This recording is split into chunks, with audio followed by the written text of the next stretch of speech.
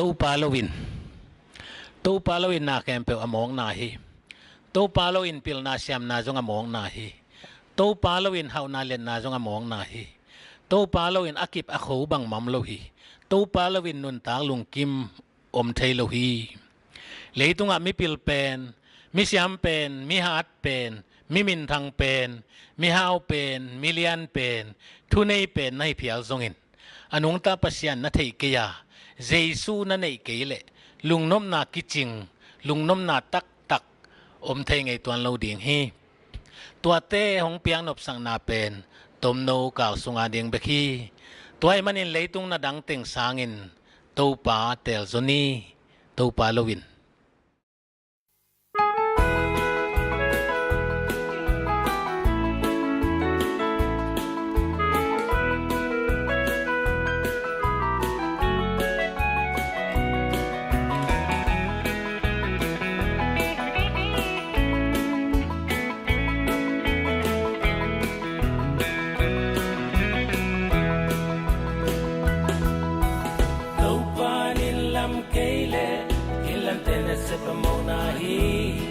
tàu pan kopi hu keile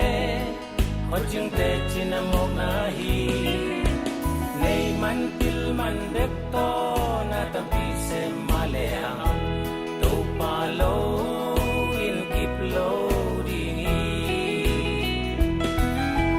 ring ten tu tam pi gela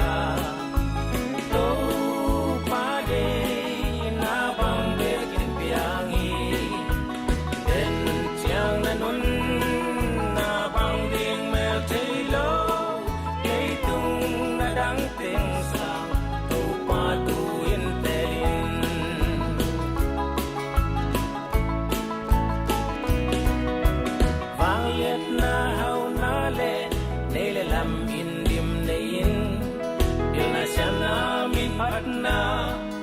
tâm pi na nga zong in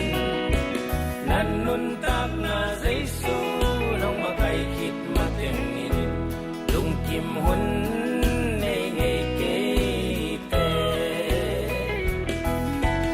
ni ten tu tâm pi gela to pa de na bang de kin piang hi den chiang na nun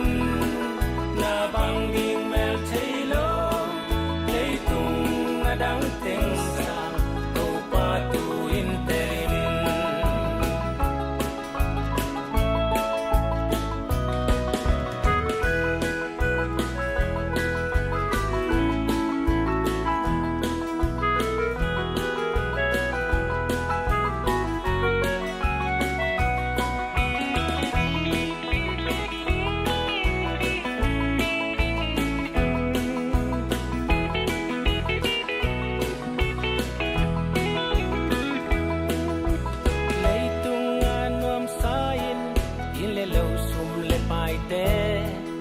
mai lam ma ding khwalin tam pi tak na